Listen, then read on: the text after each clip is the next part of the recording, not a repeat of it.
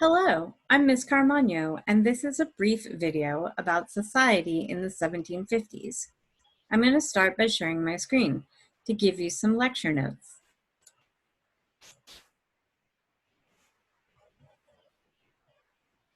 We've already talked about the most typical government of the 1750s, which was an autocracy. That's a government where one person holds all the power. Their word is law.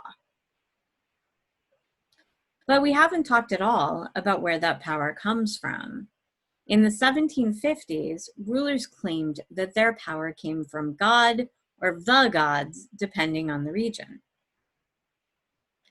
For example, here is a picture from Japan. The central figure is the empress goddess Amaterasu, and she is bestowing her favor on these nobles and military personnel. They are claiming that her favor is why they should be in charge of Japan. In China, being chosen by the gods was called the mandate of heaven. Chinese emperors and empresses claimed that they were chosen by the Chinese gods to rule for as long as the gods were happy with them. And when they became corrupt or angered the gods in some other way with their behavior, the gods chose a new family to rule. Chinese people often viewed things like famines, earthquakes, natural disasters, and also man-made problems like war and other issues as evidence that the gods no longer approved of the current emperor. This concept allowed Chinese emperors to have vast power and be autocrats, but it also gave a mechanism for society to overthrow them if they became too corrupt or just started being really bad rulers. Chosen by God in France was called divine right.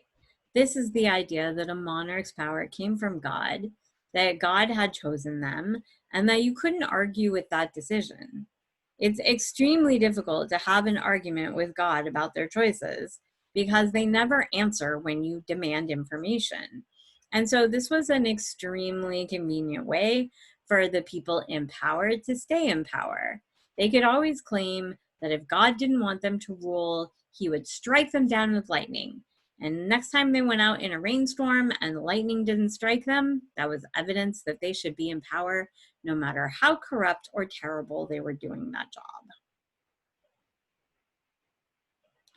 We also want to talk a little bit today about how society was organized in the 1750s. In our two focus regions, France and China, society is built in the form of a pyramid. You have God at the top, and underneath the gods, or God, is the king or emperor. Underneath that person are the rich people. Sometimes they're called nobles, sometimes they're merchants, but they have all the money.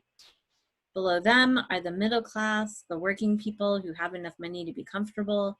And at the very bottom are the peasant farmers and the slaves. Sometimes these people were known as slaves the way we think of slavery, but sometimes they were just people who had no choices about what jobs they did.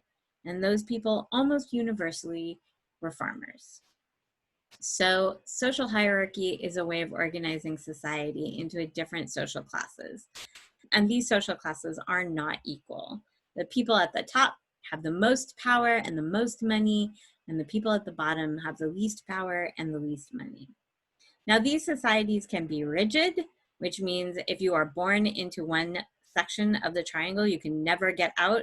No matter how smart you are or how hard you work, it doesn't matter, you're stuck there. Or they can be flexible, which means that you can move up and down the triangle. You can work hard and get into a better place, or you can make poor choices and end up at the bottom. So those are the two types of societies that come in this triangle shape.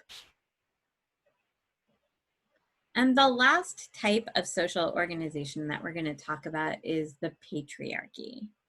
Patriarchy is when a society is organized in such a way that power is held by the men and women are prevented from holding power.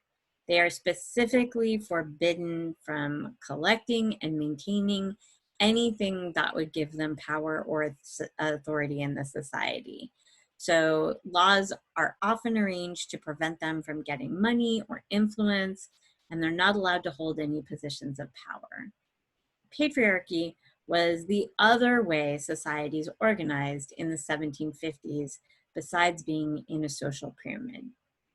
All right, that's it for this lecture. Thank you for watching.